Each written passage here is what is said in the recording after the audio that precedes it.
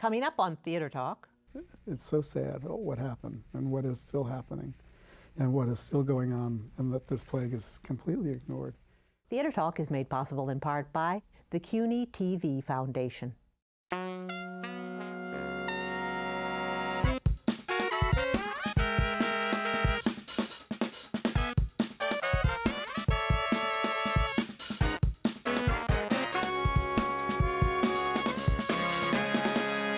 That's my math teacher, Mr. Zufa. Rhymes with loofah, so you can remember. And he was the first dude to mentor me. And he was mentoring my ass all day long. Mr. Leguizamo. Mr. Leguizamo. You have the attention span of a sperm, Mr. Leguizamo. From New York City, this is Theater Talk. I'm the show's producer, Susan Haskins. And I'm Michael Riedel of the New York Post. So, Michael, we have the star of the hottest one-person show on Broadway. Well, I want to say, in 1998, this kid, he was a kid back then, came to Broadway in a show that I remember seeing, but I didn't know anything about it. Went to the opening night, completely knocked out by it. The show was called Freak.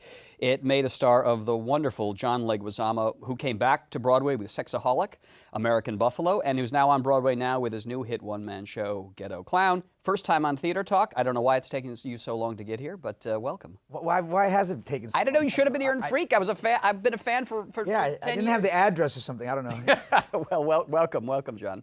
I want to ask you something, just kind of get a little newsy here.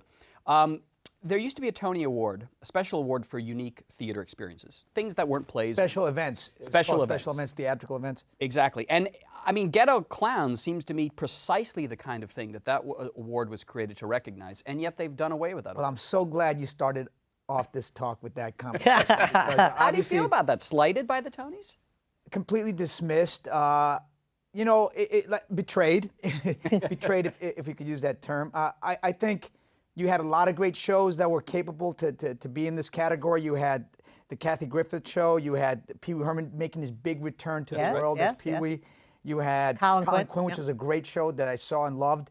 And you had Donnie Marie, which was an event. And there's a lot of Christmas shows that come and they created this category to help shows, because one-man shows and comedies don't usually get the respect. It's really hard for us to compete with regular plays. I don't know why, but that's just the nature of things. Oscars, same thing. You know, comedies don't beat dramas. Just the way it goes. And then they got rid of the category. Then they got rid of the category. You can't just do that, man. You know, us artists, you know, we want to get that respect. We work really hard, and you're going to discourage other one-man shows from coming to Broadway. You're going to go straight to concert or whatever. Something like Ghetto Klown, Sexaholic, or Freak. Do you consider them one-man shows? I mean, aren't they plays in your mind? You have written them out. You have crafted them as carefully as David Mamet crafts a play. Absolutely. I've spent years crafting it, testing it, years and years of my time with Fisher Stevens, who was a great director, and it was very difficult, you know. And I do craft it as a play, but because it's a comedy and I'm by myself, people don't deem it a play. They still, because they're laughing so much, they don't understand the construct and the dramaturgy that goes into it. It gets lost because of the skill. Yeah, right. Because when they're watching, so skillful, it looks too easy. It looks like he's up there. Just whatever's coming to your mind is what you make the joke of. Yeah, I just tossed this thing out there. No, I've been working on it for years. And I took huge risks in this show, you know, revealing a lot of personal stuff that I normally just keep between me and my therapist or my publicist. But I chose to risk myself in the hopes of inspiring a whole new generation. Did you make that decision now because you're an older artist now? You're more, I don't know, comfortable with yourself in revealing those kind of things? I was not comfortable in revealing those things, and it took a lot of courage and testing it outside of New York City and in small towns where I saw the result.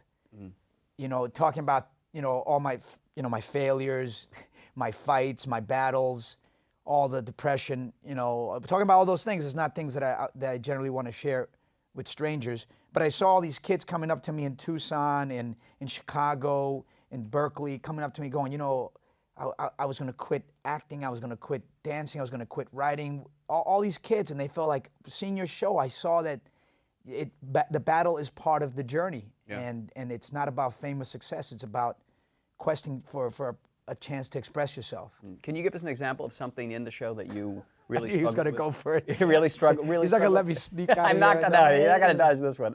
Well, listen, you're honest in the show. Yeah. You strike me as being a candid guy. Yeah, yeah. Well, there's a lot of things. I mean, where do you want to start? What do you want? The depression, sort of. That. Yeah, I mean, to me, depression is part of being an artist, and you got to embrace that sucker because it's not going to go away. And the better an artist you are, the more you'll allow that, instead of, numbing yourself to it. But I've always been able to write. That's when I write. When I usually have a huge depression, it's when I can focus and write. It's very strange, but and it's usually been with breakups with women that I've loved dearly, and that's when I write. That's when I create my work. When you've written something like that, something very, very personal, do you ever say, "I'm not going to be able to use this. I have to put it aside," or do you test out everything? I test it all out. But there are certain things that I kept to myself. Like when I was writing Spicorama, which was kind of based on my family, but I just fictionalized it a lot because I was afraid of my parents. Well, that's an important issue in this one too. Yeah. That you weren't afraid of your parents to write a lot of the material that you include in this play. I'm not afraid in this one, and Yeah. and I'm much older, and I have a different perspective, and I've had kids, so by my age, I better get over my issues. You know what I mean? But you insulted your parents to a certain When I did extent, and Freak, you I bring that really in. upset my father. Yeah. Really? Intensely so. And he talked to lawyers. He was going to sue me to make me cease and desist. And I don't blame him. Now in retrospect, I understand. It was I revealed a lot of personal stuff that nobody wants to be seen that way. There was a lot of family. There was a lot of abuse in my family, and I put it. My parents were immigrants. They were incredibly ambitious, and this was a really difficult time to be a Latin man and a Latin woman in this country in the 60s. And they were crushed by it, and it created a lot of tension at home. And so I put that in the show, and my father didn't want people seeing that. I don't blame, who would want to see that up there and being ridiculed at the same time? So it was a double whammy. Were your parents with you on opening night when they, Oh, no. They had seen all that before and they were... My father came months later, like near the close, he came to see the show and he surprised me. I didn't know he was there. Oh, really? And he was devastated. He was devastated. And yet you put the fact that he was devastated into this new show. Yeah, because we don't talk anymore. So, That'll do so it. I got nothing to lose. But you were able to psychologically transcend their the reprisals and within yourself go, no, I'm going to go forward. I have to get this stuff out. Yeah, How were you able to do that? I don't know. Maybe I'm masochistic. I'm not sure. Maybe that's part of it. But my biggest hero that in my life has been Richard Pryor, and Richard Pryor didn't. It was all out there with him. He didn't hold any punches, man. He put it all out there. He was one of the greatest comics in my mind, and I always aspire to be like him. I mean, he's my big idol and hero, and he talks about everything. The fights with his women, the drugs, everything, and being set on fire. He just put it all out there, and I found that so incredibly freeing for me as a Latin man, urban city. And just as an artist, just how freeing that made me feel, watching him be able to talk about all the dark things in life and realize that they're all part of life. And so I tried to do that, especially in Ghetto Klown. I started talking about a lot of other things and go to other issues just besides what happened with my parents. I do like a little Wikipedia thing at the top to catch up, to remind to fresh people or people who don't know me, just to catch up quickly, and then boom, we're in my career. Where's John been all this time? Since Yeah, American exactly. Buffalo. Where's he been? Oh, 10 years. It's been 10 years since I did a one-man show, so it's been a decade. But American Buffalo, right? Okay, that was too. But that was a short blip on the radar. So That's right. I knew you were going to talk about that. This honesty thing. I'm leaving. It lasted 1 week Hey, on I'm Broadway. trying- He was brilliant, but sorry, folks. This honesty thing is interesting, though, because I would imagine when you are rummaging around your life, when you're creating these shows, if you don't go all the way with something, it's going to feel artificial to you and artificial to the people watching it. I don't know if it's going to feel artificial to people watching, because there's a lot of shows that are very light. Yeah. and very, palatable and non-offensive. And so you can get away with whatever you want to get away with. To me, I wouldn't feel like I was giving my all. To me, I wouldn't feel that I was being Richard Pryor. To me, to Fisher and Fisher Stevens, both of us set the bar really high with each other to be as honest as possible. And the way we created the show Well, let me backtrack a little bit. I started the show. I had a problem performing. I didn't want to perform anymore one-man shows. I didn't want to reveal myself. It gave me a bit of anxiety. So the way I tricked myself to performing again was I would do college talks, and I would use my career, my resume, and index cards, and I get really drunk at all these colleges, and I would talk for 2 hours, and the kids loved it. I was like, whoa, I got a show. Yeah. So I would run home quickly and write it before I passed out. And I did that for years till I had a bulk of the material. And I got myself back to performing and doing my stuff again. Are you doing it drunk now on Broadway when you do Ghetto Klown? I sip mildly. I mean, the problem is that I lose my voice. If I drink too much, I start pushing too hard. But you've got that bottle of beer you're swinging from. Yeah, but it's watered down. It's what? But there is a little beer in there. There's a little beer, a little duels. So you're a performer beer is not really beer. Right. So, but your performer takes a little bit just to kind of take the edge off it. Just take the edge. Just keep the smell of beer going. It's Pavlovian. It keeps me raw. The Richard Burton of Colombia and Puerto Rico, right? This show has had a strange effect, shall we say, on some of the audiences. You know, a lot of Broadway audiences are a little reserved, give the standing ovation at the end, laugh at the right places. Your audience goes a little nuts for you. And your press agent sent me a note the other day saying that during your act, a couple went up to an usher and said, "Is there a place we can have sex in the theater?" I mean, what is it about you that inspires these people to... But you got to appreciate the politeness. I mean, most people don't even ask. They just go find a place. Go to the back balcony. Yeah. Is that where it happens? I don't know. You know, apparently there was some activity in the handicapped restroom, I'm told. Yes. Yeah. I don't know. Something about the show is turning people on because we found a thong in the handicapped bathroom. But this is your crowd, I guess. This is my crowd. I mean, I got a beautiful crowd. It's very young. Yep. It's very mixed. We got a lot of Latin. We have a lot of black. We have a lot of older white folk. I mean, it's a really beautiful mix of people. And they adore you. They're screaming at you. And they think it's call and response, which is fine for some parts of the show. And we got the highest alcohol bar. We had the biggest bar, the grossing bar on Broadway, which is another... Thank you to whoever allowed the alcohol to be going to seats. I hope your agent gives you a little piece of the bar. They're not allowed to collect. Oh, right. They're not allowed to collect. But I had a ban ice. That was tinkling around was driving me nuts. And when you're 80, are you going to still be doing one-man shows, John? Is this the art form for you? I think it's one of the most powerful art forms. I don't know, man. I don't know what I have to say. I mean, my next one is not. This is my last play. I'm not writing any more plays. This is my last personal play. The next ones are going to be just avant-garde. I'm going to do Colin Quinn, basically. I want to do, nice intellectual pieces, political, and just stay away from the personal in the play. Get that Tony Award for the next Bring it back, yeah. Who do I have to call? Who do I have to vote? Who do we have to Twitter? To get around Isabel Stevenson. All right, the show is called Give me names. Ghetto Klown at the Lyceum Theater. You're there till open-ended run? So, July 10th. July 10th. Don't miss it. It's a terrific show, and good luck in London. Thank you very much. That's me with my sad fro. I know, I wouldn't even sleep with me. And my father was like, mijo, cut that ugly thing off. You're not black. Well, actually, Dad, if you look at the hybrid chart,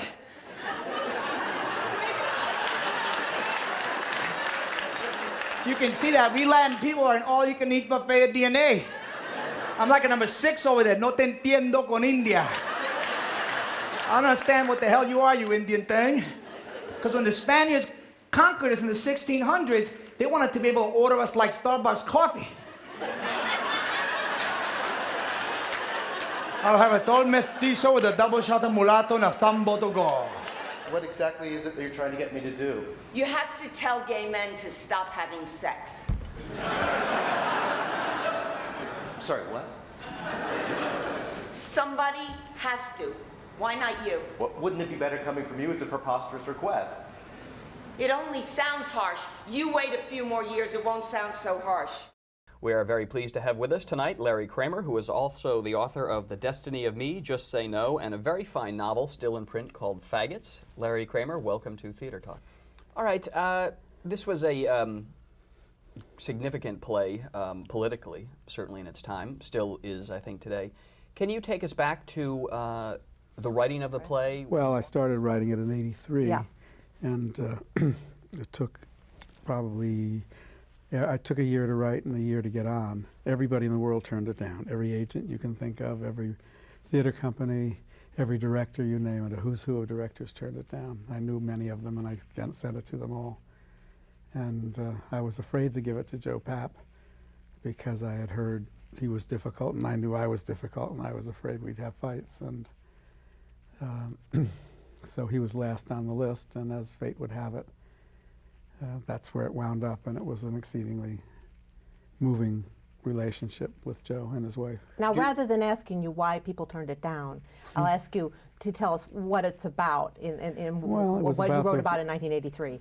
It was about the first cases of AIDS. It's really a history play now, if anybody. I'm finding that it's being done all over the world, and the further the plague extends itself into the far reaches of the wilderness, the more it is treated as a history play. People want to know, where did this come from? And it gets produced in places I have never heard of, and in places where I don't get royalties from.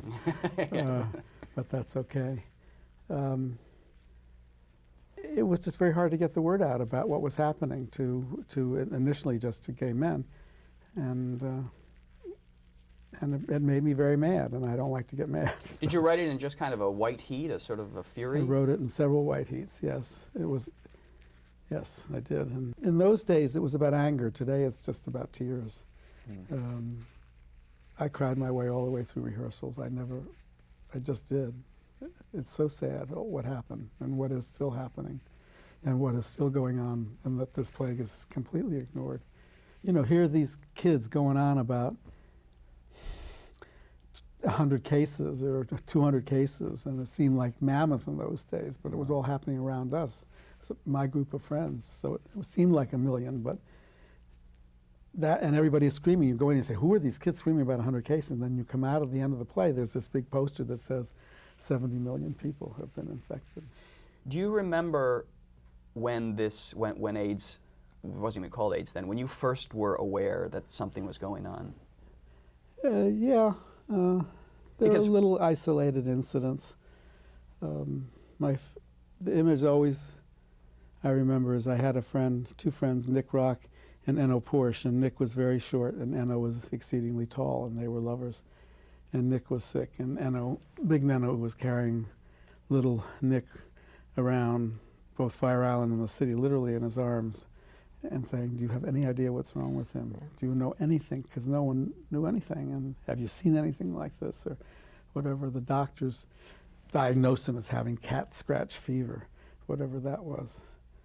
And both of them died eventually. And then the Times article on whatever it was, July 3rd, 1981, that was the call to arms. But you had been pushing for that, though, before that Times article came out. Weren't you pushing the newspapers to do? No, that was the call to arms. And it's because of that article that I went to the Times and tried to get them to write some more, without success. But I would think, though, you should have tremendous pride about back then when it was so hard to get anybody with power to recognize AIDS or do anything about it, and you were out there insisting. Thank you. But again, it's a work of, it's an act of art. It's an act of, I don't know, I don't call myself an artist, but it's not sitting down to, write the Communist Manifesto. Yes. And you had that problem with faggots, too, when it first came out? Before you were Larry Kramer, the activist, people didn't pay attention to the writing. What were they calling you then? Oh, I don't know. What were they calling me then? I don't know. But they started calling me it very fast after the book came out. Well, in Faggots, you were sort of, it was a romantic play that you were putting some real people and describing that world. That wasn't it. No. It was basically, I was saying everybody was f***ing themselves to death, if I can say that on this channel, and they didn't want to hear that. And they didn't want to hear it. And it was before we were actually f***ing each other to death, but as a metaphor, we were. And my favorite line in the book, having so much sex makes finding love impossible. Yes. And this is an odyssey by a man who's desperately looking for love and unable to find it, and that's what he comes up with because everybody was having so much sex. And I became known as being someone wrongly that was, a prude and against sex and blah, blah, blah. And it wasn't that. It was just against promiscuity. Well, and I found myself wondering, again, while watching The Normal Heart the other day, where you have the doctor make the point that once AIDS hit, that still the gay men weren't willing to give up sex, and that this was Still aren't. And the whole, now that this is spread to the whole world, that people, isn't that the problem? Still, there's just not the consciousness that this is. Well, it's turned out to be this huge problem, and I don't know that. Anyway, who knows? I mean, but Ken, you're asking, so if you ask the human beings to give up sex, you're asking them to give up primal. Well, initially. Well, not give it up, be responsible about it. Well, initially we were saying not give it up, but cool it for a while until we find out what's causing this. And it was 3 or 4 years before we found out what was causing it, which was what it was expected to be, which was the virus. And if condoms had been used from the very beginning, we wouldn't be in the. But it's more than that. There was no responsibility taken on the part of public officials. Mm-hmm. The big heavy, and no one ever listens to me on this, the biggest heavy in the rapid spread of AIDS was Ed Koch. Yep. Yep. No question. He gets away with it. He gets away with murder. No one writes about him as being the cause of all this. He would not do a thing. He had a wretched commissioner of health, David Sencer, who also would not do a thing. We couldn't get meetings with him. It was going up and up and up and up. He didn't do anything. This is the biggest city in the world, his city. It was on his watch that this all happened. I'm sorry. The buck stops here. Well, you address it in the normal heart. I mean, you go after Koch. Yes, but everybody in this says play. Larry Kramer has got this vendetta against Ed Koch as if it's a personal thing. This is an historic thing. The fact that the New York Times did a terrible job has been written about academically now. They know they did a terrible job. They admit to it in some. And they admit to it. Yeah. But Ed Koch is still denying it because there hasn't been an academic book out there saying this is how it was. Do you know that the records, the health department records for these years have been lost? Ha ha ha. Mysteriously lost. So the paper trail has been destroyed. And of course, we invite him on this program to discuss. Well, and there was a Times article last week where he apologized. He should have seen me, he said. Thanks a lot, but no thanks. I got the idea how to write The Normal Heart by going to see, when I was in London, seeing David Here's Plenty at the National, and I said, oh, he's got real people in there. He's got politicians, he's got statesmen, and they're all saying nasty things about each other. I can do that. Did you study then that play, Plenty? No, it just rang a bell. And then I went to suddenly got on a train and I went to Munich, and I didn't know why I had gotten on the train to go to Munich. And when I got to Munich, there was a sign that said Dachau, and I said, oh, that's why I came to Munich, and I went to Dachau. And it said it had opened in 1933, and I said, holy shit, where was everybody between 1933 and 1941 in this country? And it's the same thing as with AIDS. That was my metaphor, really. Yes. Somehow. And that's when you started writing it, or? I got thrown out of GMHC, which is what the play is about. Yeah, right. And that was, and I went to London, and I started writing there, and then I went to Dachau, and then I went to Cape Cod and did one draft there, and sent it to my agent. It was the great play agent of our time was a woman called Peggy Ramsey, Margaret Ramsey, who was my agent. And she said, darling, you've got to play. You made me sound like I'm the enemy. I'm beginning to think that you and your straight world are our enemy. I'm furious with you. And with myself, and with every goddamn doctor who ever told me I'm sick and interfered with my loving a man. I'm trying to understand why nobody wants to hear that we're dying. Why nobody wants to help. Why my own brother doesn't want to help. Mama said there'll be days like this. There'll be days like this, my mama said. Mama said there'll be days like this. There'll be days like this, my mama said. Hi, Andrew here for Theater Talk. We're at the 2011 Tony Awards nominee reception. Let's go meet some nominees. Is there a line from the show that describes how you felt when you heard about the nomination? Wow. I'm sure there is. Gosh, you guys, I'm freaking out. I was silent, so it was like a pause. I think of my daughter's line. I said, baby, I just got nominated for a Tony. And she said, what does that mean? Holy Jesus, Margie Walsh. So that was how I was feeling. There's a lot of shows about addiction and vices on Broadway right now. Do you have a guilty pleasure or a vice yourself? Yeah, lots. Yeah, well, I was raised Catholic, you know, and Protestant, so I got double guilt, like those chocolate bars. Beside the fact I sleep with dogs, you know, some people have called us animal hoarders because we do have 22 dogs that live in our house. I am obsessed with hoarders on A&E, but with like all of a sudden there's just like weird dead cats that have like boxes of kittens that have been forgotten. I will just get something into my head and just YouTube it and just watch everything I can find on YouTube. It could be any high school production of Guys and Dolls. One night I'll just have to see all of them. So yeah, YouTube remains a constant vice in my life, aside from the booze and the dope. Yes, coffee. The girls at Starbucks know who I am. They see me coming. And once I went to Dunkin' Donuts across the street, and the next day they were like, we saw you. We saw you going to Dunkin' Donuts. Don't ever do that again. I was like, you're right. That was crazy. Pizza. If I could like do something to make me get free pizza for my whole entire life, that would make me happier than a Tony Award.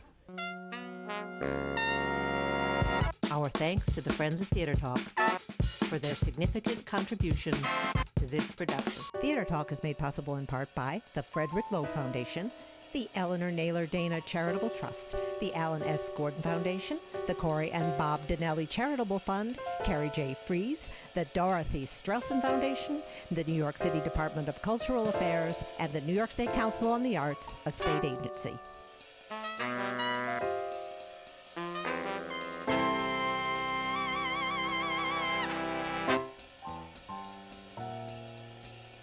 We welcome your questions or comments for Theater Talk.